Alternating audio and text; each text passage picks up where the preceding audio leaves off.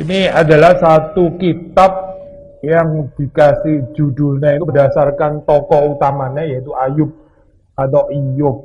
Iyub itu kalau dari etimologinya itu bisa diterjemahkan dengan di mana atau where is the father atau the divine father. Ya, ada teolog juga yang menyoroti semacam word place ya, word place itu tadi ayat abum, tapi kalau ditarik dari kata ayat itu artinya to hate, meaning yaitu the hated, yang dibenci, meaning yang dianiaya, the persecuted one. Ya kita nggak harus pilih di dalam dua. Yang lebih populer yang pertama pasti. Where is the divine father? Itu where is my father? Where is the father? Itu yang artinya lebih ini ya, lebih apa? Lebih common gitu di dalam hal ini. Dan khususnya kalau kita melihat di dalam konteks kitab ini diresepsi di dalam zaman exile Israel, dalam zaman exile itu kan jadi satu pertanyaan yang sangat eksistensial ya, khususnya orang-orang Israel dalam keadaan yang seperti kayak dibenci, seperti kayak dianiaya, dan seperti kayak nggak jelas Allah sebagai Bapa itu ada di mana gitu. Ini pergumulannya gitu. Yang menarik seperti kita baca itu ini ya, iman yang berkenan kepada Tuhan baik di dalam keadaan pertanyaan-pertanyaan apapun itu kan direlate-nya itu dengan Tuhan gitu ya. Jadi dan ini saudara jangan baca seperti kayak menghayati seperti kayak victim mentality dan sebagainya. Ya memang benar-benar sedang persecuted gitu, betul-betul sedang susah ya. Kayak seperti dalam kehidupannya Ayub, kalau susah kan kita nggak bisa bilang tuh lu terlalu dramatis lah. Memang benar-benar susah kan hidupnya gitu. Perhaps ceritanya memang rada hiperbola gitu ya, bisa memang cerita hiperbola. Bukan cuma cerita bukan cerita penderitaan atau yang hiperbola.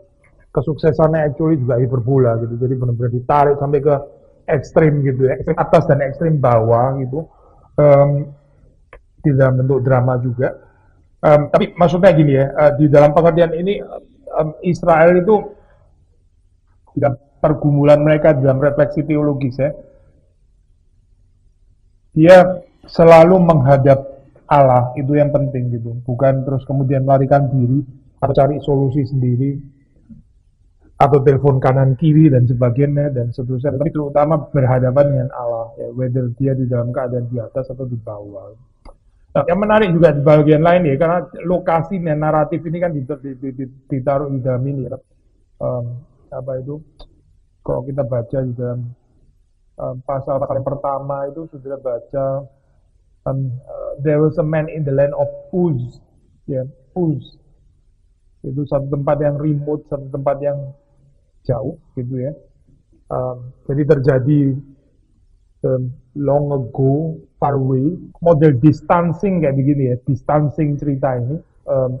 Ini anggun gitu maksudnya. Jadi ini ceritanya itu bukan cerita kampungan lagi susah terus kemudian pakai cerita yang terlalu apa ini namanya vulgar, pakai cerita yang langsung pada zaman itu kesulitan Israel dan sebagainya. Tapi dengan membawa satu cerita yang ada jarak dengan yang dialami oleh Israel, itu ada satu keindahan tersendiri gitu.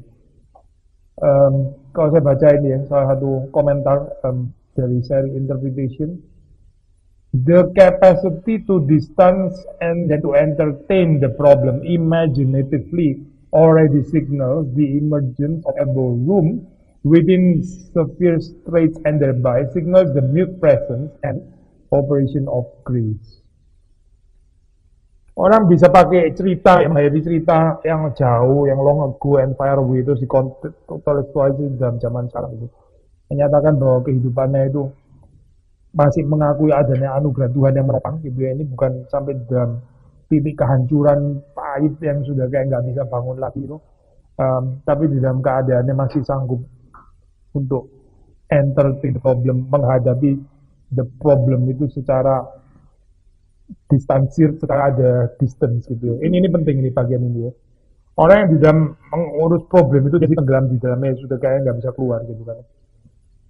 Tapi kalau kita bisa distance ourselves daripada problem itu kan ada, kita tahu itu ada itu sendiri juga adalah anugerah Tuhan gitu. Ya. Gambaran karakter daripada Ayub ya. Gambaran ini apa Dia blameless, calm and upright, Yashar, fears God, and turns from evil. Ya, jadi ini gambarannya two pairs kayak gini ya, sangat jarang gitu. Biasanya cuma pakai one pair aja gitu. Tapi ini kan double kan ya, 2 kali 2, maksudnya berarti ini 4 gitu. Ini juga sekali lagi ya, bukan cuma penderitaannya gitu yang hiperbol, tapi juga kesalehannya pun juga pakai bahasa hiperbol. Saudara boleh teliti sendiri di dalam Alkitab, whether itu Abraham, whether itu Nuh, whether itu siapa yang lain ya. Ini yang keluar sampai 4 kali ini cuma Ayub gitu. Blameless, Yashar, atau upright, ya, terus kemudian fears God, dan turns from evil. 2 kali 2. Maksudnya dalam konteks ini ya, sekali lagi wisdom book seperti kita sering bahas ya, yang polemik dan consequence teologi, maksudnya bahwa seseorang saleh kan mestinya diberkati, seseorang yang nggak taat mestinya kena masalah, kena kutuk, disaster, kekacauan dan sebagainya. Di dalam konteks ini itu mau menekankan bahwa ini benar-benar orang saleh, dan saleh kita nggak ngomong lagi bahwa dia ini mungkin kurang sempurna kesalehannya gitu ya, itu kemungkinan itu sudah ditutup dengan 2 kali 2 ini gitu. Jadi ini betul-betul orang yang saleh ya, sudah nggak usah ngomong lagi bahwa dia itu kesalehannya mungkin jangan-jangan cuma munafik atau kemudian kita eksklus semua bagi itu, karena kita ini ngomong sampai 2 kali 2 gitu. Jadi sudah nggak ada pertanyaan lagi. Abraham kan dibilang ini ya Pak, punya one pair gitu ya, kalau saya baca di dalam ceritanya. Di dalam one pair itu gambarannya positif, sudah tahu Abraham masih bisa jatuh kan ya, gitu loh. Abraham masih bisa kurang beriman lah apa gitu. Tapi kalau sudah 2 kali 2 kayak begini ya, sudah ditutup sama sekali. Kemungkinan kelemahannya itu boleh bilang nggak ada sebenarnya gitu. Di bahasa yang hiperbola ya. Ini termasuk dari bagian penggarapan literary nih. Maksudnya gini cuy. Ini kan gini-gini. Saya ngomong kalimat yang mungkin agak sedikit sensitif ya. Bagi kita orang evangelical kan kita biasa terkurung sama ini ya, gambaran kok kita yang benar itu pasti harus yang historis itu benar gitu kan ya. Yang nggak historis itu berarti bukan kebenaran gitu. Itu komitmen pada Alkitab. Itu saudara sedang komitmen kepada Georg Wilhelm Friedrich Hegel namanya gitu. Itu saudara bukan sedang beriman sama Alkitab, saudara sedang beriman sama filsuf namanya Hegel. Saya sudah pernah kasih ini kan ya, gambaran kepada saudara. Parable itu kan kebenaran ya, yang diajarkan Yesus itu kan kebenaran. Cerita The Good Samaritan saudara tahu kan ya, itu historis enggak? Kan enggak dong. The Good Samaritan itu cerita historis enggak? Enggak, itu kan perumpamaan gitu kan. Yesus sedang cerita kan. Enggak betul-betul ada orang sama yang jalan. Ini kan Yesus bukan menceritakan happening yang benar-benar kejadian. Ini kan parable yang dikarang oleh Yesus gitu. Dan masih banyak parable yang lain gitu. Itu enggak historis toh betul. Yesus waktu ngomong ya dia historis betul gitu. Ceritanya sendiri enggak historis benar kan? Itu kebenaran enggak gitu. Gitu. Itu firman Tuhan enggak gitu. Itu meaningful enggak untuk kita? Nah ya sudah, ngerti kan ya. Berarti jangan terlalu menyembah ego dalam hal ini gitu. Maksudnya gini saya nggak mau ngomong juga bahwa Ayub ini cerita totally fiktif, nggak juga gitu. Tapi kalau sudah baca di dalam ceritanya itu banyak penggarapan literary ya. Ya sebetulnya kita bisa tahu bahwa itu tuh nggak historical gitu. Misalnya ya, itu di dalam gambaran prosa, terus kemudian tengahnya itu poetik gitu. Saudara pernah besok orang sakit kena kanker stadium 4 sudah teriak-teriak morfinnya habis, terus saudara masih berpatu-patunan sama dia gitu. Itu nangkep saya. Masuk akal nggak sih itu? Bukan semua harus masuk akal, bukan juga gitu. Tapi very unlikely kan ya, di dalam keadaan penderitaan yang ekstrim kayak gitu, terus orang masih berpuisi gitu loh maksudnya. Itu lebih timbang kan sebetulnya gitu.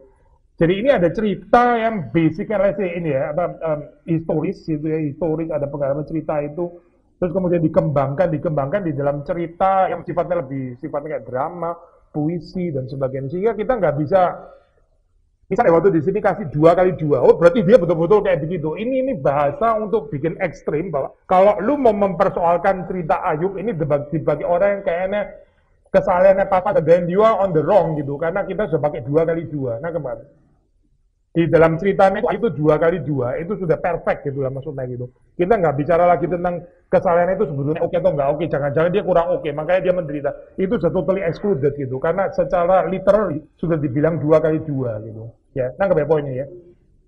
Tapi kalau sudah jangan apa? Terima benar-benar Alkitab bilang 2 kali 2 benar-benar sempurna kayak begini gitu ya. Nah kalau saya terus-terus ya dia perlu pengampunan di dalam Yesus Kristus nggak masih kayak gini nih. Jadi rumit banget saya ini jawaban kayak gini kan ya. Nah kayak poin ini ya. Saya ambil contoh satu lagi ya. Hopefully kayaknya sudah convince gitu. Ini nih apa?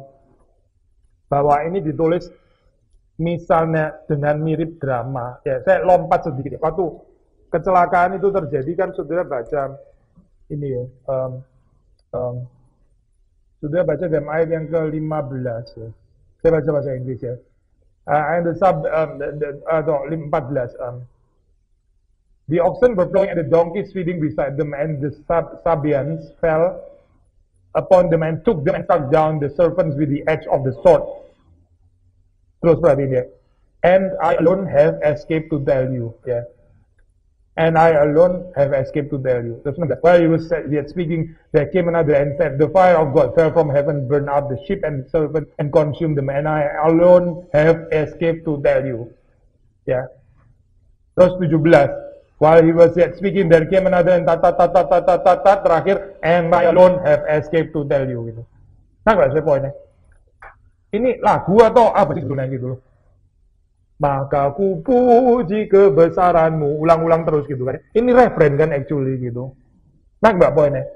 Lalu kalau sudah tangkap benar-benar orang yang laporan kayak gitu bentuk referen, ini begini, masuk akal nggak sih kayak gini gitu.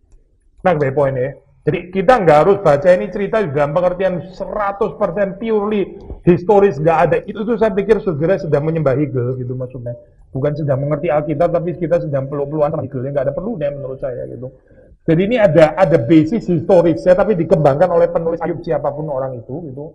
Dibikin di dalam cerita yang sangat dramatis dan sebagainya, bagian tengah diolah jadi kayak puisi dan sebagainya. Or perhaps ini dua source yang lain gitu, ada source prosa dan source puisi yang digabung jadi satu cerita. Itu the brilliance of the redaksi terakhir dan seterusnya. Pokoknya intinya pada akhirnya kita punya satu cerita yang meaningful gitu. Dan yang kita pelajari adalah ini poinnya apa gitu, mengatakan kalimat seperti ini apa yang kita bisa pelajari. Jadi waktu karena 2 kali 2 gitu ya, kita mesti tangkap menurut cerita ini ada orang yang namanya Ayub itu hidupnya itu betul-betul saleh, dan kita nggak ngomong lagi tentang kesalahannya karena sudah 2 kali 2 itu udah jelas gitu. Nah kesulitannya ternyata 2 kali 2 pun gitu ya, itu masih bisa menderita gitu loh. Jadi apalagi Israel yang nggak 2 kali 2 gitu maksud. Apalagi saudara dan saya yang nggak 2 kali 2 kan gitu. Kita kan lebih rendah misalnya daripada Ayub gitu. Kalau kita menderita ya lebih nggak usah tanya lah gitu. Ayub aja sudah sempurna kayak begini, kesalahannya masih ngalami kayak gini. Lu yang nggak sampai 2 kali 2 ya sudah terima saja gitu.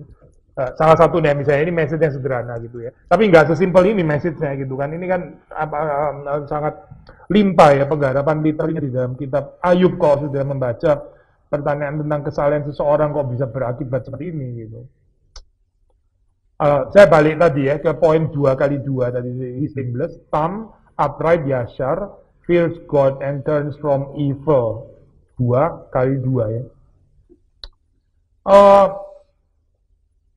Lalu terus kemudian yang dipersoalkan di dalam cerita ini kalau saudara membaca itu adalah yang di question di sini ya. Precise nature ya, natur yang persis itu tentang relasi kausal, tentang hubungan sebab akibat ini ya, antara kesalehannya Ayub atau moralitasnya dengan kekayaannya gitu. Ini yang sedang dipertanyakan gitu di dalam hal ini ya. Dan pertanyaan itu bukan cuma pertanyaan untuk Ayub, itu juga pertanyaan untuk Tuhan sebetulnya. Dari setan maksudnya dalam hal ini ya. Dan Tuhan terima challenge itu. Ya. Gambaran dari setan sendiri yang ada di heavenly court itu sudah agak sedikit nggak common ya untuk kosmologinya kita, karena kosmologinya kita kan lebih ngikutin ini gambaran ini ya kitab nabi-nabi dan sebagainya yang sudah dilempar keluar, yang sudah jatuh dan sebagainya. Tapi kalau di dalam kitab Ayub kosmologinya kan agak lain. Iblis bisa sampai ke heavenly court dan sebagainya. Itu tidak terlalu akrab untuk kita gambaran ini. Tapi di dalam biblical teologi, dalam Old Testament ada kelincahan, maksudnya ada diversitas gitu. Saudara nggak bisa paksain perspektif nabi-nabi besar untuk masuk ke dalam profil teologinya Ayub. Ayub punya profil teologinya sendiri. Gitu. Tapi ini ya, lebih daripada si setan itu bisa masuk sampai kepada heavenly court, lebih daripada itu adalah yaitu loh dialognya dengan Yahweh itu. Dia bisa mempertanyakan Yahweh gitu. Ini sebetulnya ya waktu Ayub itu taat, waktu Ayub itu pious kesalehannya itu jangan-jangan ada kaitannya sama kekayaannya itu. Dia lupa sih kayak gitu ya.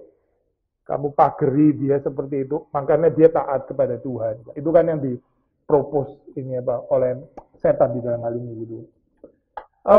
Gambaran yang lain ini juga merupakan satu novum ya di dalam cerita Ayub itu, unlike misalnya di dalam tradisi yang lebih tua gitu. Biasanya kalau bicara tentang penderitaan gitu ya, penderitaan itu pengertiannya itu komunal gitu. Misalnya itu contoh yang paling klasik itu cerita Achan, sudah tahu kan? Yang nyolong akhirnya terus kemudian akhirnya terus kalah gitu, padahal itu kota kecil gitu. Ada kota gede, Israel menang, kota kecil malah kalah. Terus kenapa? Karena ada Achan. Ini berarti kan bicara tentang komunal gitu, communal suffering gitu. Communal suffering itu mendahului gambaran personal. Demikian juga waktu kita bicara tentang religion. Nah ini bicara dalam konteks Ayub, konteksnya itu personal religion. Kita sih orang modern agak kebalik ya. Kita itu starting from personal and individual. Terus pengkhotbah mesti teriak-teriak. Saudara bukan cuma individu dan personal ya. Komunal itu juga penting gitu kan ya. Gerakannya kan dari modern ke postmodern dan sebagainya. Kita balik dengan Alkitab. Kalau Alkitab itu mulainya dari komunal dulu. Terus kemudian novum bicara ada aspek personal ternyata gitu. Ini kan apa itu penderitaan Ayub, penderitaannya seperti itu personal ya. Lalu terus kemudian religionnya juga religion yang sifatnya itu personal dalam hal ini gitu. Di dalam arti bahwa dia bukan orang Israel kan ya. Ini bukan religion untuk seluruh orang Israel, komunal religion, tapi ini personal religion. Dia dari kota Uz yang dia percaya kepada Yahweh di dalam cerita ini. Lalu ada permainan literary juga waktu saudara membaca di dalam ini ya, Pak itu Day of Birth yang diangkat sebagai salah satu motif di sini ya. Kalau saudara membaca di dalam cerita ini ya, ini ya, ayat berapa ya? His sons used to go and hold a feast in the house of each one on his day. On his day ini maksudnya ya itu birthday gitu maksudnya. Nah ini mengantisipasi nanti terus kemudian Ayub kan mengutuki hari kelahirannya gitu ya. Ada motif birthday yang dikaitin di dalam pasal 1 ini. Dan namanya birthday itu orang feast gitu karena orang berpesta. Itu adalah tempat di mana orang sharing sukacita ya. Tapi terus kemudian gambaran ini terus digoncang gitu oleh kitab Ayub gitu. Pada hari ulang tahun tempat di mana orang harusnya bersukacita terjadi malapetaka kayak begini. Dan itu kalau sudah baca di sini di dalam cerita ini ya. Tadi ayat berapa saya bilang on his day. Nah ini ayat yang ke-18 ya. Your son and daughter were eating and drinking wine in their oldest brother's house. Kalau di dalam bahasa aslinya itu in their firstborn. In their firstborn house. Anak sulung maksudnya. And behold, a great wind came across the wilderness, struck the four corners of the house, dan seterusnya, dan seterusnya. Jadi, kalau sudah lihat di sini ya, ada motif firstborn, the oldest, ya, anak sulung, dan pertama itu kan supposedly merayakan hari ulang tahunnya, gitu kan gantian bilang. Tapi di situ terus kemudian terjadi calamity, gitu ya, katastrof. Justru terjadi di dalam keadaan pesta, ya. Ini kan jadi kontras luar biasa gitu ya. Calamity, kekacauan, kebinasaan terjadi pada saat hari ulang tahun gitu. Jadi di sini kitab Ayub ini sedang melakukan polemisasi, challenge the idea of creature piety. Ini kesalehan makhluk ciptaan itu ya, kesalehan manusia. Di hadapan Allah sebagai divine parent, sebagai pemberi pemelihara, sebagai generous ya termasuk yang melahirkan dan sebagainya. Ini kan digoncangkan iman bagian ini kan ya. Maksudnya, makanya pertanyaan Yop, where is the divine father gitu maksudnya. Masih kalau saya paraphrase agak sedikit bebas ya, masihkah Tuhan itu adalah our father atau our parents gitu maksudnya. Ini digoncang gitu dalam hal ini. Lalu ini ya, kita masuk ke, ini sebenarnya ada sedikit poin yang kita bisa tambahin ya. Juga sekali lagi ya, untuk confirm kesalahan Ayub yang luar biasa itu, ini ya, kalau sudah membaca misalnya itu ya, ayat 5 ya, when the days of the feast had run their course, Job would send and consecrate them, would rise early in the morning and offer burnt offerings according to the number of them all. For Job said, it may be that my children have sinned and cursed God in their hearts. The Job did continually. Ini nggak ada aturan kayak begini, ini nggak ada. Nah kalau maksudnya, jadi kesalahannya Ayub itu melampaui tuntutannya Torah, another hyperbole gitu ya. Yang ada itu orang mempersembahkan korban bakaran untuk dirinya sendiri itu ada gitu. Tapi seorang parent ini bahkan mengantisipasi, dia sendiri kan juga nggak tahu bahwa berdosa atau enggak. Anggaplah berdosa nggak berdosa untuk amannya, saya ngaku dosa untuk ini apa anak-anak saya gitu, kasih persembahan. Ini sekali lagi ya, kalau kita mau bicara tentang kesalehan ya, benar-benar nggak ada duanya gitu. Maksudnya nggak ada satu orang Israel pun yang kayak Ayub gitu ya, nggak ada satu orang pun Israel kayak. Kalau mau dibandingin sama Abraham, dibandingin sama Nuh, gitu. Semuanya lengser dibanding Ayub gitu. Musa dan sebagainya ya, nggak ada yang kayak Ayub gitu. Whether ini merupakan gambaran sindiran, itu yang menarik ya, kalau di dalam penggarapan literally. Nangkep ya? Jadi ini seperti kayak kata sindiran gitu. Lu kalau expecting kesalehan, terus lu pikir dengan kesalehan kamu akan dapat berkat dari Tuhan dan sebagainya. Ya, good luck to your theology lah. Remember story Ayub gitu maksudnya. Nangkep ya? Kita sih nggak ada yang kayak dia. Kita bikin dia lebih tinggi aja sekali dari kita gitu ya. Kita agak sedikit nakal gitu. Kita bikin aja dia lebih suci sekalian daripada kita. Dan yang lebih suci daripada juga ambruk juga akhirnya gitu. Nah itu termasuk bagian nanti akhirnya jadi message di dalam kitab Ayub. Jadi sebetulnya iman kepada Tuhan itu artinya apa ini? Ya. Kita masuk di 6 sampai ini ya. 6. Nah, itu gambaran ini ya, Pak. Gambaran setan di situ kalau sudah membaca gitu kan. Itu kan ada formal assembly ya di heavenly court gitu. Di dalam kosmologi pada zaman itu, ini role-nya setan itu jadi seperti kayak eyes and ears of the monarch. Maksudnya court yang di atas gitu ya. Fungsinya dia itu ya seperti, kan ini menjelajah kan, itu seperti kayak jadi mata dan telinga gitu. Ya kalau dari perspektif keseluruhan di dalam perjanjian baru itu, kenapa dikatakan setan itu accuse gitu kan ya. Salah satu yang dia sering kerjakan kan accusing gitu. Karena dia menjelajah gitu, itu berfungsi seperti kayak eyes and ears of the monarch.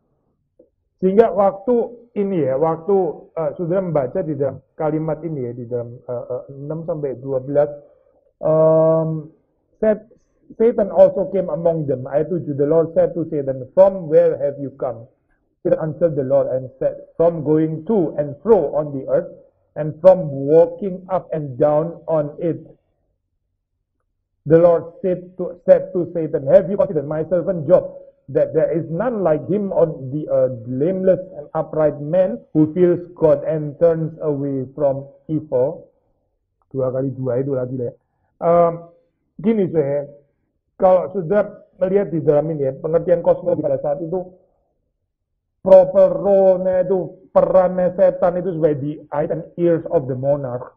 Maka kalimat ini boleh di paraphrase ya, waktu Tuhan tanya kepada setan, itu seolah-olah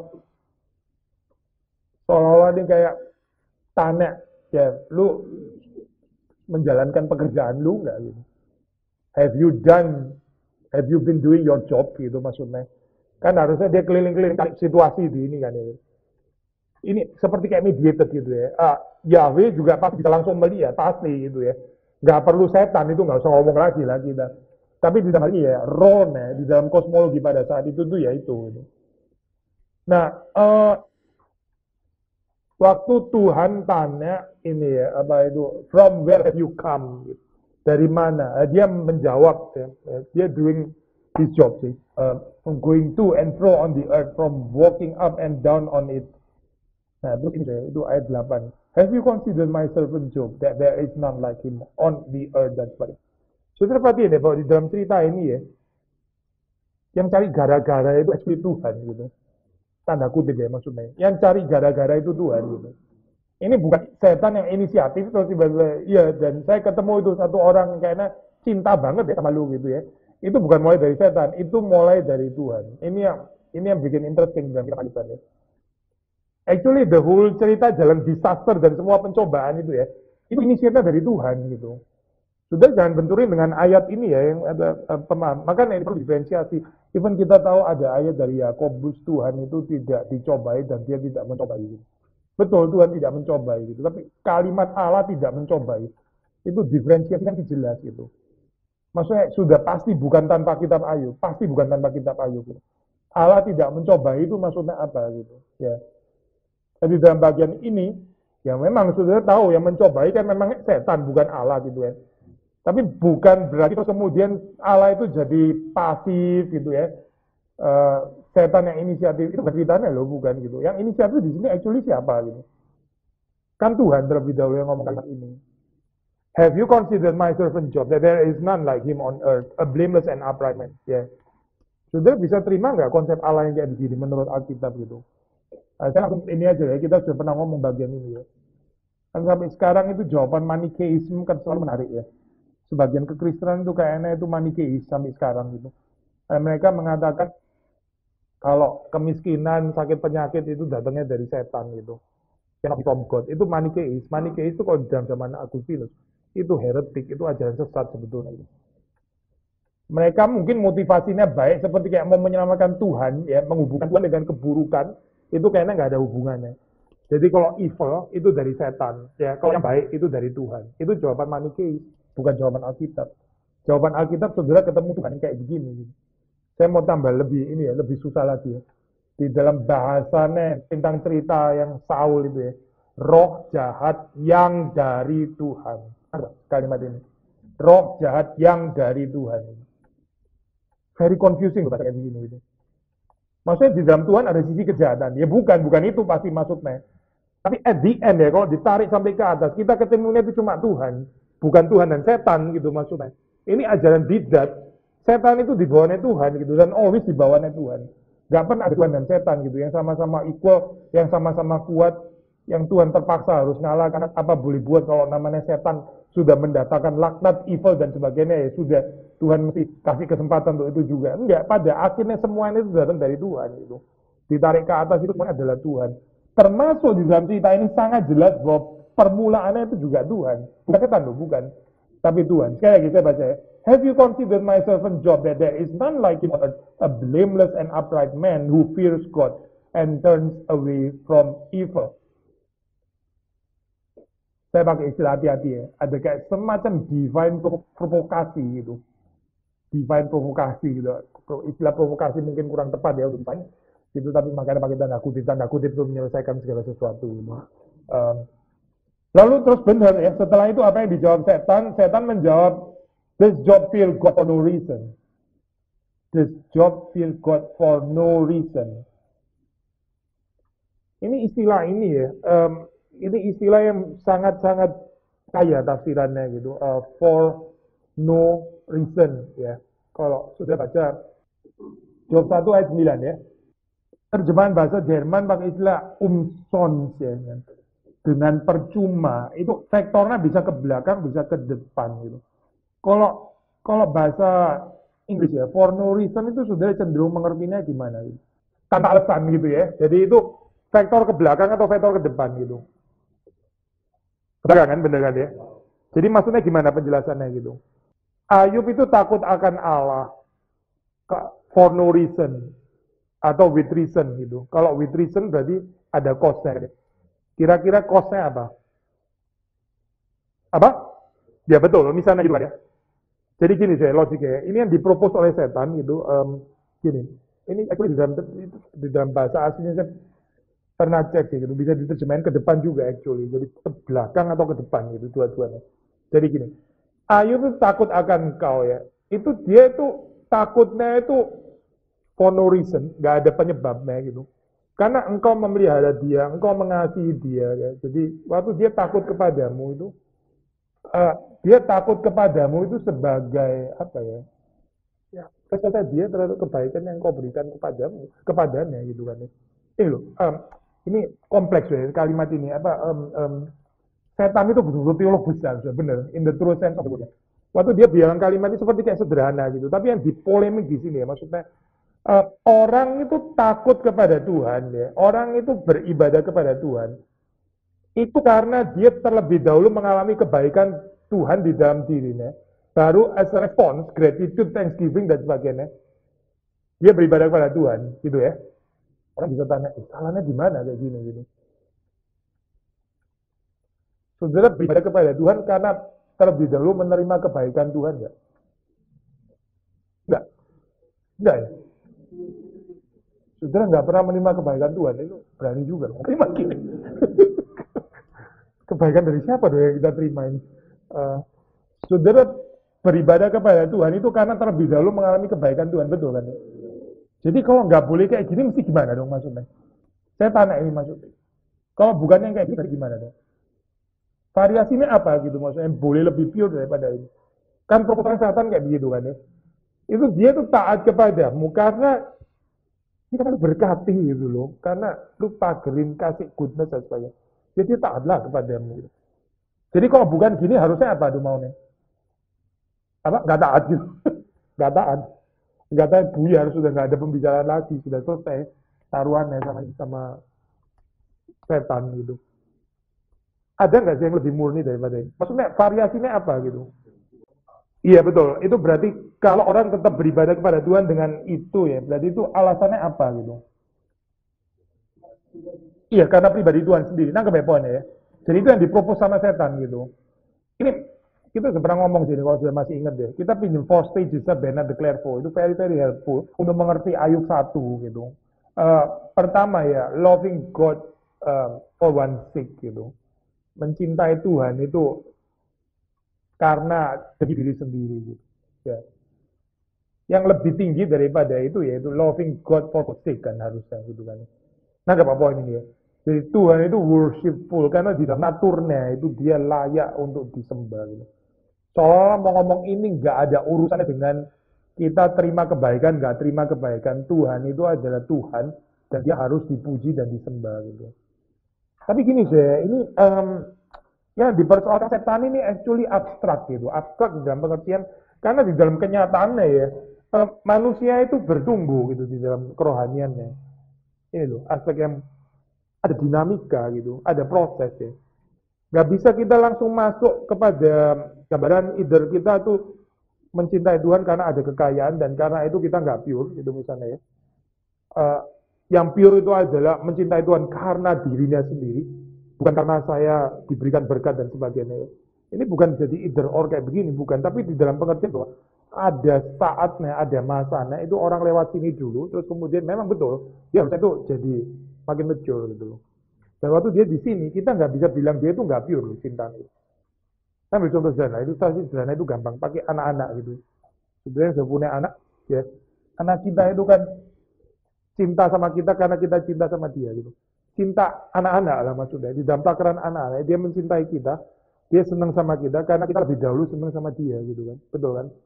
Anak-anak kan selalu responsif kayak begitu kan.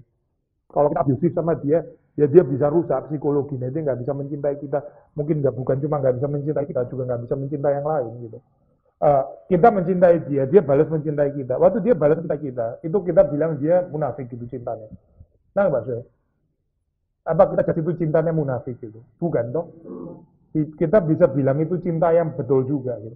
Tapi cinta di dalam takaran anak-anak gitu maksudnya. Cinta di dalam takaran ini memang betul gitu. Ayub itu mencintai Tuhan karena dia dilindungi, karena dia diberkati. Tapi yang dipropos oleh setan itu seperti kayak lompat out of nowhere gitu ya. Seperti kayak seolah-olah nggak boleh lewat tahap ini gitu ya.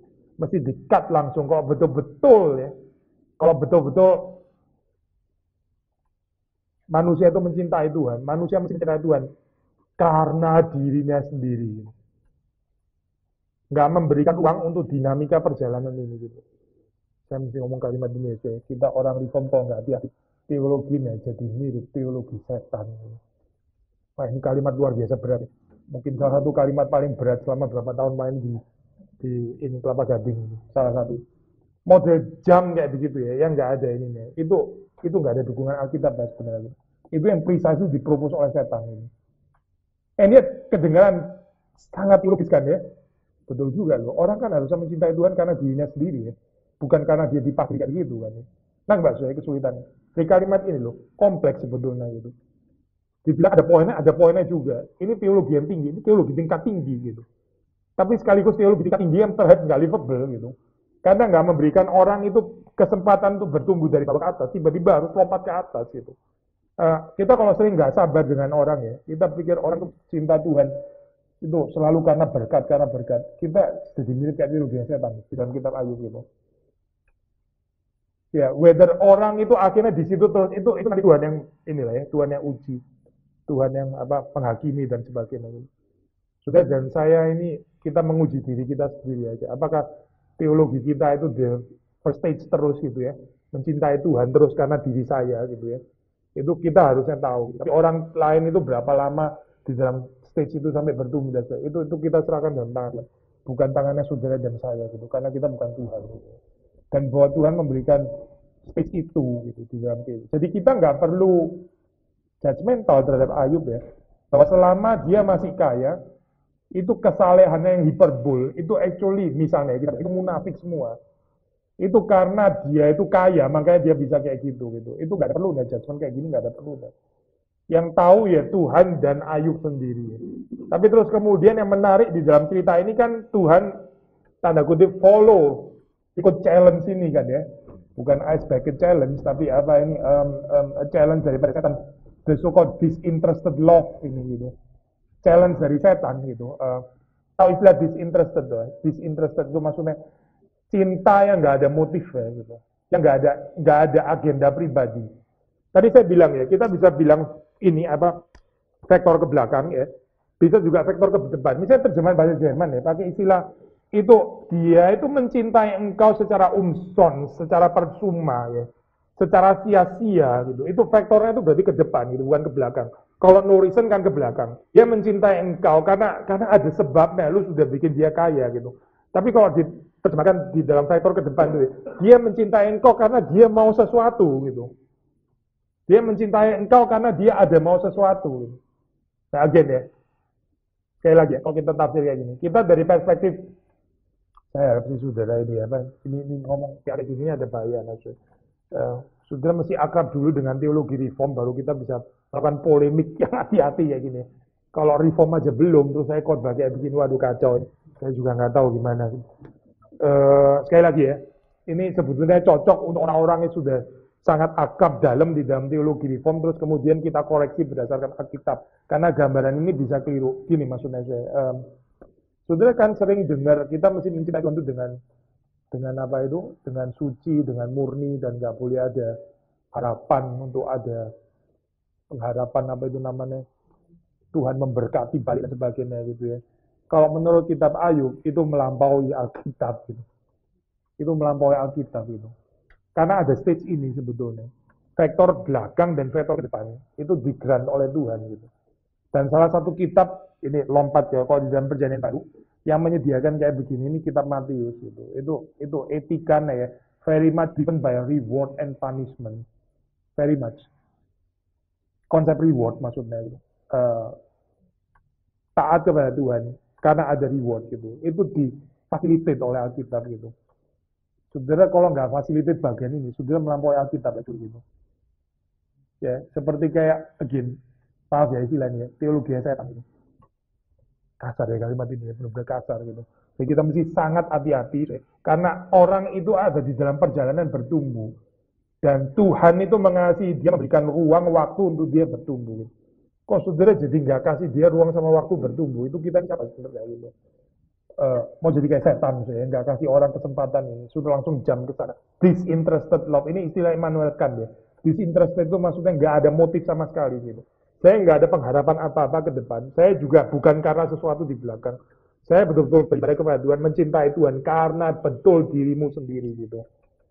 Ya, kompleks ya. Maksudnya ini di dalam gambaran seperti ini ada poinnya, ada benernya gitu ya, tapi juga ada ngawurnya gitu. Gimana ya kita bisa mencintai Tuhan tanpa terlebih dahulu dicintai itu gimana coba ceritanya?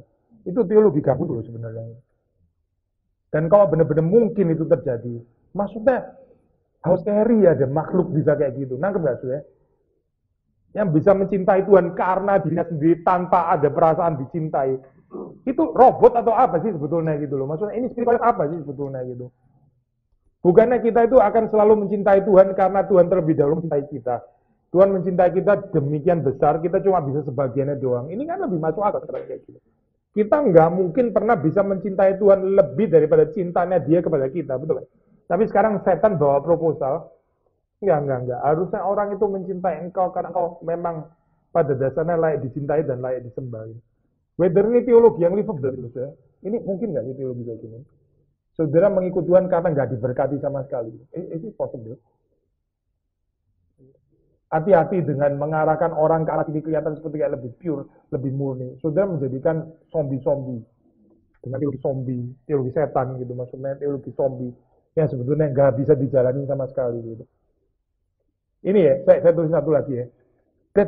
Itu posisinya setan itu. Posisinya setan itu dia nggak pernah ada redemption tuh nggak ada. Gitu. Dia tahu dia tetap under Tuhan kan ya. Dia bagaimanapun juga harus beribadah kepada Tuhan. Terpaksa nggak itu mewakili dia sendiri sebetulnya gitu. Dan sekarang dia mau bawa seluruh dunia kayak dia gitu. Kelihatannya seperti pure, tapi padahal ini bapak segala dusta. Gitu. Saudara mesti hati-hati ya dengan teologi reform yang bukan reform, cuy. Sekali lagi ya, ini teologi reform bukan reform. Saya hampir nggak pernah saya bahas PA kayak begini ya. Ini teologi reform satanik namanya. Sudah pasti bukan reform gitu, pasti bukan reform. Karena teologi reform nggak ada satanik harusnya kan ya. Tapi ada versi kayak gini, kelihatan seperti pure, and dia jangan lupa, dia ini bapak segala dusta. Bisa twisting hal yang sebetulnya kelihatan seperti kayak highly teologis, sangat teosentris, and itu gambuntu sebetulnya jalan itu. Gitu. Tapi terus bagaimana? Ya udah sudah benar kok teologi karismatik. Oh tidak juga, sudah tidak. Saya bukan mau bawa saudara ke sana, bukan gitu. Aku nggak ngajarin itu. Gitu. Susah ya saya. Ini yang ini keliru kita tahu gitu model Justin kayaknya masalah. Tapi model ini hati-hati loh. Ini bukan model yang kita terima dari Alkitab sebetulnya. Gitu. Ini salah satu ini saya yang paling berat gitu karena apa? Karena lewat beberapa step gitu ya. Fully. Saya nggak ngomong apa ini. Saya nggak ngomong step 3 padahal sudah masih di 1 gitu ya. Makanya saya kasih contoh di mana tuh iya orang itu anak kecil kalau main piano kan nggak mikir ya. Juga Mozart juga nggak mikir juga kan.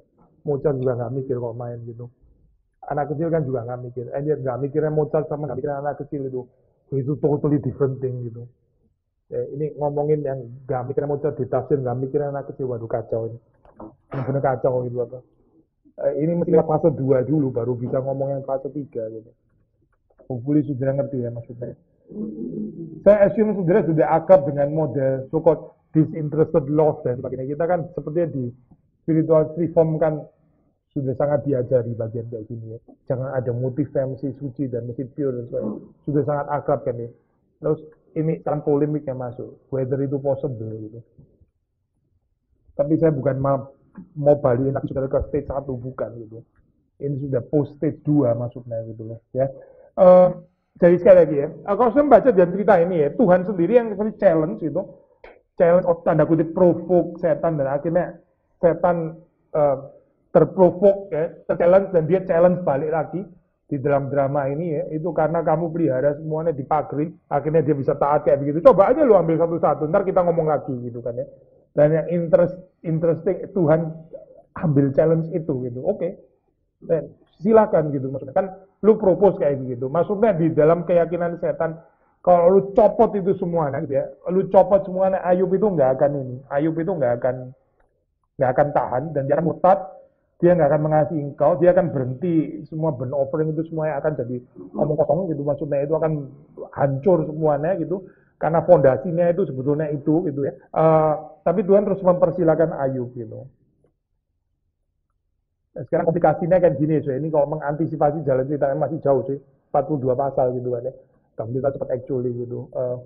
Kalau menurut saudara jawabannya akhirnya gimana? Ya atau tidak gitu. Atau gampang loh ini dijawab. Kan challenge-nya diambil oleh Tuhan gitu kan ya. Oke, then you may, silakan gitu. Cuma nyawanya kamu jangan sentuh gitu kan ya. Maksudnya biarkan kita, tapi kalau mau gocok dia seperti apa silahkan gitu ya. Sekarang terus abis itu akhirnya bagaimana? Ceritanya gimana? Iya, iya, dan tidak ya. Jawabannya kan kompleks ya gitu.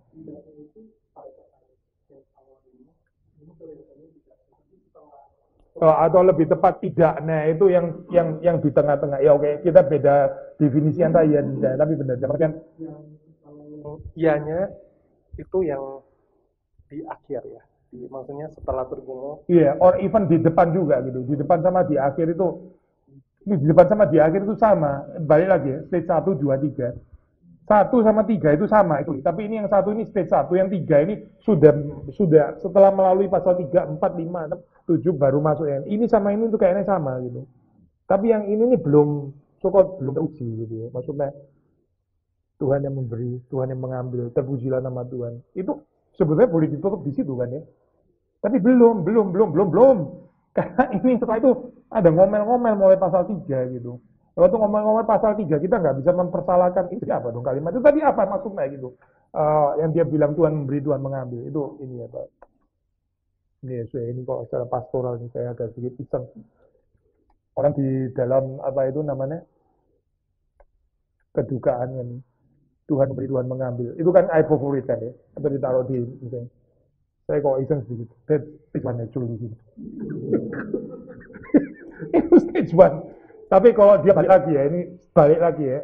Ini kayak main catur sama diri sendiri. Memang saya realistically, humbly baru stage one gitu. Dan it's okay. Kalau lu tahu oke gitu. Nah kalau saya. Tapi orang biasanya kan mau itu kalimat konklusif gitu, kalimat doxological gitu ya. Itu baru stage one, itu yang belum teruji sebenarnya kalimat itu gitu. Tapi kalau masukin yang pasal 3 kacau juga ya di nisan tulisannya mengutuki hari hari kelahiran. Wah ini apa ini kayak gini? Kristen apa enggak sih orang ini sebenarnya? Tapi kalau consciously stage one tahu memang kok ini saya sampai mati juga baru stage one. Itu membuktikan bahwa saya is only a sinner dan diselamatkan bukan karena saya sampai stage 3 tapi karena kasihan Tuhan. Ya itu doxologi juga gitu. Cuma asal tahu aja itu stage 1 gitu, bukan stage terakhir itu. Balik lagi ya ke ini. Jadi menurut versinya setan itu piety atau kesalehannya Ayub itu sangat bergantung ya dibangun atas dia punya thanksgiving, gratitude karena apa? Karena Allah pencipta itu memberkati dia, sustain dia, memelihara dia, ya, endorse him with good things, memberikan yang baik kepada dia. Ya, karena itu, ayo bersyukur. Jadi dengan kata lain, saya kutip ini dari ini. Job's piety arises a creaturely response to the divine goodness. Job's piety arises as creaturely response to the divine goodness. Ayat 9-nya kalau di dalam terjemahan yang lain ya, menurut ini apa itu menurut siapa ini setan ya, terjemahan setan berkata kepada Tuhan, this job fear God for nothing gitu, for no reason kan ya. For nothing itu yang ke depan tadi gitu. Maksudnya dia itu feel God for nothing. For something actually gitu. Maksudnya mengharapkan sesuatu ke depan ya. Atau for no reason yang belakang dua-dua. For not ya bisa diterjemahkan. Kalau bahasa Jerman pakai istilah umson. Apakah dia takut kepada Tuhan itu umson dengan percuma. For nothing ya. Tesisnya adalah sebetulnya dia fears God in grateful response. Grateful response for his creature existence gitu. Apa yang salah dengan ini gitu kan sebetulnya. Kita terusin ya. Jadi yang diajukan oleh setan di dalam hal ini ya, gambaran semacam true piety ya, di mana seseorang itu totally disinterested. Disinterested itu maksudnya bukan nggak ada interest ya, bukan itu maksudnya.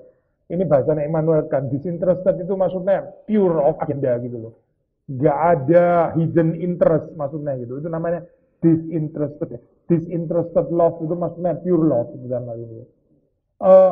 Itu yang diajukan. True piety, totally disinterested in causal consideration or in prospect of reward. Jadi disinterested love yang bukan karena sesuatu dan juga bukan mengharapkan sesuatu, ya. Tapi sekali lagi kita tadi sudah mengatakan bahwa di dalam kehidupan manusia ya, kalau dia bertumbuh dari anak-anak, ya dia wajar-wajar saja dia mulai mencintai Tuhan itu karena dia terlebih dahulu dicintai. Atau dalam bahasa dan declare for loving oneself for one's own sake, not even loving God, dia baru loving oneself for one's sake. Setelah itu baru naik tingkat loving God for one's sake. Setelah itu naik lagi loving God for God's sake. Ya. And interestingly saya nggak bahas ini lah kadang nanti jadi distraction dari Ayub. Yang menarik itu fase 4 kalau di Bena declare for itu loving God for one's sake. Jadi loving one's sake, loving self sake for self, loving one for one's sake, loving God for one's sake, loving God for God's sake, dan terakhir itu adalah loving God for self sake, for one's sake. Saudara langsung seperti kan? Bukannya 3 berhenti aja gitu. Bukannya 3 sudah yang teosentris, cuma turun lagi gitu. Itu is a mystery. Kita bahas di seminar lain nanti. Tapi balik lagi ke kitab Ayub ya.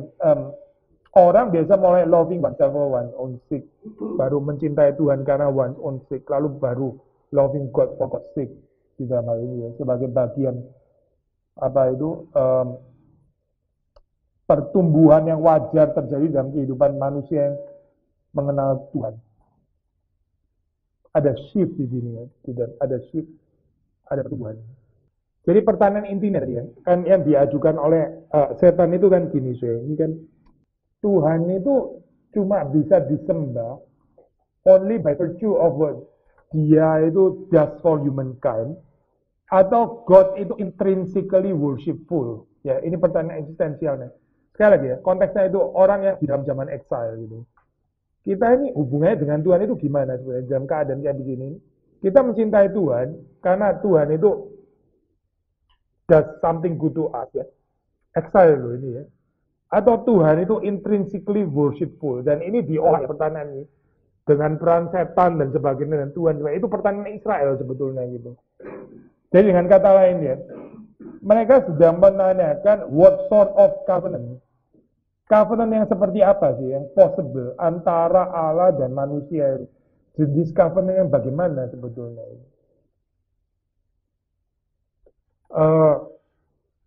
Dan bahwa ini ya di dalam apa itu, di dalam cerita ini menarik kan, kalau sudah lihat di dalam bagian pertamanya itu kan setan ya, pakai setan kan. Setan ada perannya di situ ya. Itu bagian setelah mulai 3 ya, sudah nggak ada lagi bagian ini. Berarti ini nggak relevan gitu. Karena akhirnya yang harus berurusan dengan Tuhan, pertanyaan sulit ini harus diselesaikan oleh manusia sendiri gitu. Proposalnya setan sudah nggak menolong lagi sudah gitu. Itu sudah di akhir, sudah selesai. Waktu pertama ya muncul ya untuk menggambarkan drama kosmos itu apa antara Tuhan dan setan. Tapi dalam perjalanannya ya, setan akhirnya jadi nggak relevan untuk menjawab pertanyaan eksistensial ini. Manusia yang harus bergumul di hadapan Tuhan, di dalam hal ini Ayub gitu. Or teman-temannya Ayub juga sih. Itu kan proposing a kind of theology of covenant versi mereka gitu kan ya. Tapi Ayub sendiri harus menyelesaikan akhirnya di hadapan Tuhan, atau lebih tepat Tuhan yang menyelesaikan itu ya. Covenant apa yang sebenarnya dia mau dengan manusia. Nah, sekarang kita masuk ke bagian yang terakhir, yaitu 13 sampai 22. 13 sampai 22 ya. Ada certain eating motive ini, kalau sudah lihat, eating itu kan supposedly sesuatu yang happy, yang blessed dan sebagainya ya. Tapi kalau sudah lihat eating motifnya itu muncul di dalam ini apa? Calamities gitu ya. Asses feeding the mouth of the sword, fire fell and ate them. Itu apa itu? Api turun itu dan memakan mereka. Gitu. Mereka sudah makan, mereka dimakan ya, dimakan oleh disaster ini gitu. The mouth of the sword. Ada motif eating gitu yang seharusnya supposedly itu eating sesuatu yang bahagia, tapi terus kemudian jadi sesuatu yang jadi kecelakaan gitu. Maksudnya ini ya, ini literary device untuk menggambarkan kontras atau lebih tepat ironi itu namanya. Dan bahwa saudara lihat ya di dalam occurrence calamity yang timbul di dalam kehidupan Ayub ini ya, yang menjadi enemies itu bukan cuma human, tapi human and divine. Misalnya ya, ini ada berapa sih sebenarnya gitu kan? Ada 4 kan ya. Yang pertama itu siapa? Orang-orang bahasa Indonesia apa? Sabean. Apa? Sheba. Lalu keduanya itu apa? Bencana keduanya itu dari mana? Apa? Ya coba bacain dong. Apa kalimatnya? Apa? Api ya, cuma api gitu toh ya. Ya api dari ini ya. Bahasa Indonesia. Sungkan mengatribut kayak gitu-gitu kepada Tuhan. Saya baca bahasa Inggris ya. While he was yet speaking, there came another and said, the fire of God. Nah, kawan. The fire of God. Bahasa Indonesia. Ya inilah, ini aduh. Tuhan jangan urusan itu lah, itu langit. Agak deisme terjemahan ini, saya deisme ini. The fire of God, bukan the fire of heaven. Ya heaven ya Tuhan juga kan anyway, ya. Duduk di sana siapa namanya? Kalau bukan Tuhan gitu. Masa bintang kecil yang ada di langit. The fire of God fell from heaven, ya. The fire of God. Berarti kalau sudah membaca yang kedua itu Tuhan, Allah ya dalam hal ini. Yang ketiga ya bicara orang-orang Kasdim ya. Lalu yang keempat a great wind tua, the dollar. Ya, itu kalau di dalam ini apa gambaran di dalam perjanjian lama, wind itu jelas bukan urusan dengan manusia gitu. Ini bukan urusan sesuatu yang itu dikendalikan oleh siapa? Ya Tuhan maksudnya dalam hal ini. A great wind, ruah. Yang menarik kalau dalam bahasa Ibrani kan nggak dibedain ya antara roh dan angin dan apalagi ini apa satu lagi ya istilahnya sama-sama pakai ruah gitu.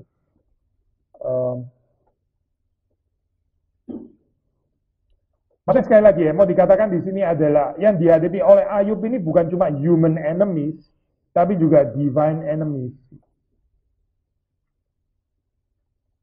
Dan bukan cuma itu, kalau saudara membaca, again ya, makanya tadi saya bilang kalimat dalam Yakobus itu perlu diferensiasi. Kalau saudara membaca 1 ayat 12 ya, kan Tuhan bicara kepada setan, very well, all that he has is in your power. Only do not stretch out your hand against him. So Satan went out from the presence of the Lord. Siapa yang bikin bencana di sini? Setan kan, jelaskan ya. Jelaskan ya. Tuhan memberi izin betul di dalam kedaulatannya. Tapi yang membuat bencana siapa? Setan kan sangat jelas 1:12 ini. Nah sekarang saudara coba baca 2 ayat 3. Ini kita antisipasi ya. Belum sampai 2. Tuhan berbicara kepada setan. Have you considered my servant Job? There is no one like him on earth. A blameless upright man who fears God and turns away from evil. He still persists in his integrity. Although you incited me against him to destroy him for no reason. Destroy him for no reason ya. Ini literally itu bagus sekali gitu. Tadi kan setan bilang dia itu menyembah engkau for no reason gitu.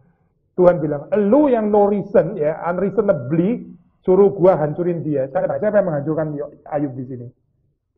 You-nya siapa? Setan dong. You incited me, ini siapa? Yahweh dong. To destroy him. Siapa yang destroy? Ya Tuhan lah gitu, yang di-incite oleh setan. Jelas dong masa grammar kayak gini berarti sih. You incited me untuk menghancurkan dia. Siapa yang menghancurkan? Ya Tuhan lah gitu.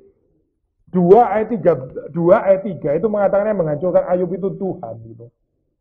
1 ayat 12 yang menghancurkan itu setan. 2 ayat 3 bilang itu Tuhan yang menghancurkan. Nangkap kan?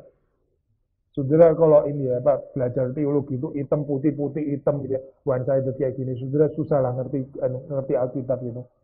Saudara pikirannya nggak siap sama ini, nggak siap sama faset perspektif kelimpahan dan sebagainya. Takutnya pokoknya masa one sided. Saya susah banget saya diskusin sama orang reform yang kayak begini gitu. Mendingan hemat udah sedikit gitu ya. Ini daripada buang-buang waktu. Tapi hopefully saudara bertumbuh gitu dalam pengenalan akan firman Tuhan. Termasuk Tuhan yang kita kenal gitu. Itu Tuhan yang simple, simplicity of God itu betul gitu. Tapi bukan one-sided ya gambaran itu. Itu nggak cocok sama gambaran Alkitab. Gitu. Jadi sekali lagi ya, yang saya mau bilang adalah ini ya, musuhnya itu bukan cuma human, tapi juga divine. Dan bahwa yang bikin disaster ini bukan cuma setan, tapi juga Tuhan itu maksudnya dalam hal ini gitu. Nah ini yang menarik justru gitu. Ini mempengaruhi bagaimana kita mengerti relasi covenantal itu dengan Tuhan.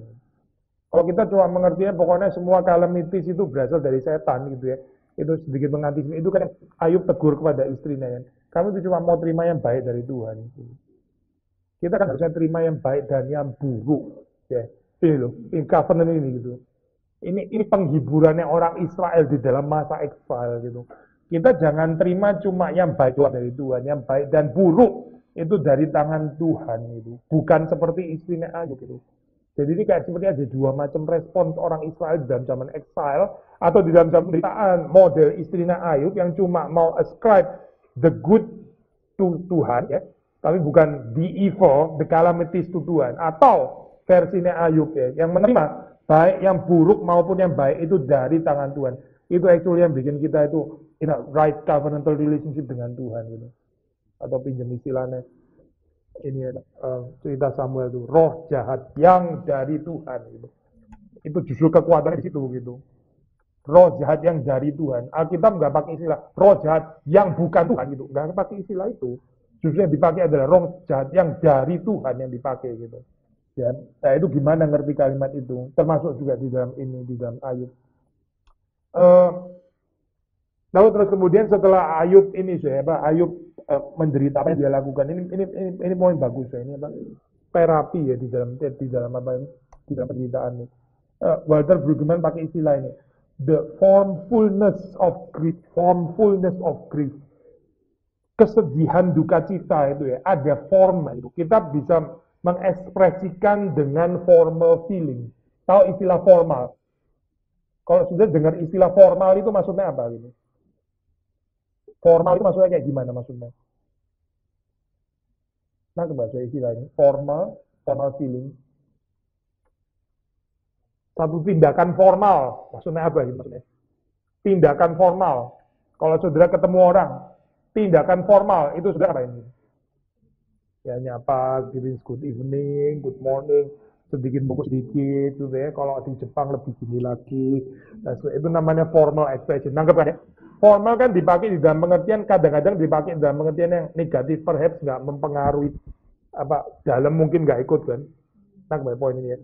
Formal, nggak harus soal negatif, tapi ya itu ya, maksudnya nggak. Gambarannya bukan gambaran keseluruhan sampai jiwa hati manusia yang paling dalam. Istilah formal nggak bisa bicara itu gitu. Sesuatu ekspresi formal maksudnya, seperti kayak sudah senyum gitu ya. Formal. Nah yang menarik adalah gini, waktu seseorang itu menderita terpukul dalam keadaan seperti ini, yang dilakukan oleh Ayub itu apa? Dia mengoyak bajunya, ya, abu-abu dan sebagainya. Ini loh, the formal expression. Lalu terus kemudian di sini ada satu kalimat yang bagus sekali, dia bilang gini. Such formal enactments of grief serve as a hedge against utter chaos of feeling and help to sustain a margin of sanity. Saya terjemahin ya. Tindakan formal daripada kesedihan kayak begini, ini berfungsi sebagai pagar ya, melindungi daripada kekacauan yang gak karu-karuan ya. Maksudnya ini apa, nervous breakdown gitu. Karena terlalu susah kan, terlalu sedih ya. Jadi feelingnya itu berantakan, fragmented, nggak karu-karuan. Dan dengan adanya formal expression feeling ini ya, ini mempertahankan meskipun mungkin cuma tipis, margin ya, pinggiran, kewarasan gitu. Maksudnya lu nggak jadi gila gitu. Benar ya saya kalimat ini ya. Orang kalau bisa mengekspresikan ini ya, kesedihan di dalam bentuk formal. Gitu. Mungkin nggak harus kita tanya, nggak harus kita, ini benar dari hati nggak sih? Lu kok ini munafik nggak sih maksudnya? Nggak relevan ceritanya kayak begini. Tapi itu menolong dia, paling nggak dia bisa mengekspresikan secara formal gitu ya. Dan itu menolong dia untuk masih bisa waras gitu. Kalau nggak ada praktek formal feeling ya, orang itu bisa hancur berkeping-keping, jadi gila, masuk rumah sakit jiwa, dan akhirnya nggak bisa ditolong lagi di dalam hal ini karena nggak ada formal expression gitu. Ya ini makanya formal expression itu penting saya bilang gitu. Tapi jangan dibaca sebagai sesuatu yang nggak melibatkan hati lah, munafik kah, gitu ya. Bukan dari dalam lah, jangan dibaca ke sana saya. Ini dibaca karena saya sudah nggak kuat lagi, nggak tahu mesti ngapain ya. Saya simply berlutut, ya misalnya gitu ya. Saya mengoyakkan pakaian dan sebagainya. Itu formfulness of grief, gitu. Formfulness of grief. Perhaps boleh juga ada formfulness of joy. Gitu. Salah satunya ada dengan mentraktir sama manusia, dan formfulness of joy, bisa disalurkan yang baik gitu, maksudnya supaya nggak overly excited ngawang-ngawang.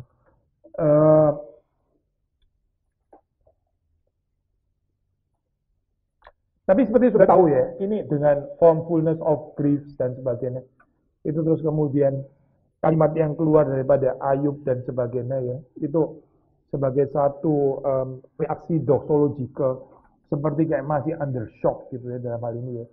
Biasanya yang keluar dari kalimat orang kayak begini kan memang positif ya. Itu ya, kalau sudah perhatiin di dalam orang-orang yang kedukaan ya, itu pada hari pertama ya, dia itu belum breakdown di sana gitu. Hari pertama itu kelihatan kayak kuat tegar gitu, belum. Tapi kita juga nggak bisa judge bahwa ini munafik ini ya gini. Ini dia ini jaga image, bukan jaga image, itu masih shock gitu maksudnya. Terus dia ditanya, lu bisa terima? Saya bisa terima, saya sudah siap dan sebagainya. Entar terus kemudian mulai masuk pasal 3 itu kan ya. Nah itu yang dari dalam itu mulai keluar gitu ya. Ini jangan saudara bentur-benturkan dengan yang sebelumnya yang masih under shock dan langsung keluar kalimat Tuhan yang memberi, Tuhan yang mengambil, terpujilah nama Tuhan. Itu juga real gitu. Itu juga real. Dan itu terjadi juga karena ada formfulness of grief itu, makanya ada formful doxology gitu. Dia tetap ada sanity. Ini Tuhan yang memberi, Tuhan yang mengambil. I glorify God, theoretically speaking, let's say gitu misalnya ya. Ini kan bukan punya saya, ini kan dari Tuhan. Betul juga kan ya. Sekarang Tuhan mengambilnya kembali. Ya memang kan bukan punya saya, ini punya Tuhan.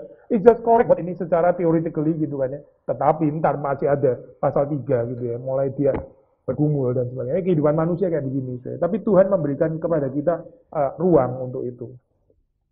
Dan yang menarik, waktu kau sudah membaca di dalam istilah ini ya Pak, yang dikeluarkan Ayub, ini kan afirmasi ya, religious affirmation of Yahweh yang keluar di sini kan, the Lord gave and the Lord has taken away. Blessed be the name of the Lord. The Lord keluar 3 kali ya. Ini mirip seperti kayak Aaron blessing yang saudara dengar setiap minggu di Kelapa Gading ya. Tuhan memberkati engkau, Tuhan, sampai 3 kali gitu ya. 3 kali emphasis Tuhan, Tuhan, Tuhan ya. Ini kalimat yang keluar dari mulutnya Ayub itu. Tuhan, Tuhan, Tuhan, sampai 3 kali gitu ya. Maksudnya highly liturgical dan sangat indah, luar biasa indah. Dan sekali lagi kita mengatakan bukan tanpa formfulness of grief itu tadi gitu. Dia di dalam keadaan shock gitu ya. Termasuk nanti di dalam keadaan pertanyaannya, kegalauan hatinya gitu. Dia itu mengafirmasi, confessionnya itu adalah confession terhadap Yahweh gitu. Ini loh, Israel exile, lagi-lagi ya, Israel exile ya. Waktu dalam keadaan seperti itu. Dia itu berhadapan dengan Yahweh gitu. Ini exile ini sudah berantakan luar biasa, ini chaos ya gitu. Kan nggak ada keteraturan di dalam zaman exile. Terus berapa lama ini kayak gini? Lebih sulit lagi. Gua lahir sudah nggak tahu apa-apa, sudah exile lagi gitu kan ya. Ini kan ibaratnya yang 2 kali 2 itu tadi gitu kan ya. Nah, maksudnya kaitannya. Kalau bangsa Israel berdosa menyembah berhala terus dikirim exile, itu is just correct. This consequence gitu loh. Lah gua ini tahu apa? Gua lahir sudah di sini gitu loh ya. Ini 2 kali 2 itu tadi ya, upright, yashar, fear of the Lord, apa ini menjauhi kejahatan dan sebagainya. Tapi exile gitu, jadi gimana gitu ya. Terus gini nih mau bagaimana gitu.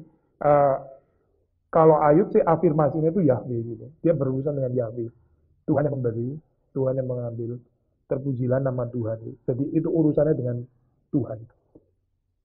Tuhan, kami bersyukur kami mendapatkan firman Tuhan dan Kau memberi kepada kami cerita, narasi. Kami juga sendiri bisa melihat kehidupan kami di dalamnya.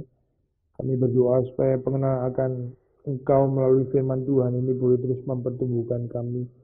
Membawa kami menjadi orang-orang yang semakin berhubungan dengan benar, dengan penuh kenikmatan, meskipun ada resiko, ada hal-hal yang merupakan misteri di dalam pandangan kami ketika kami berurusan dengan Engkau. Kami berdoa supaya Tuhan tidak membuat kami dan kami bisa sanggup beriman sampai pada akhirnya kami di dalam pengertian kami akan cinta kasih dan bijaksana dan pikiran Tuhan kami terlalu sempit untuk mengetahuinya.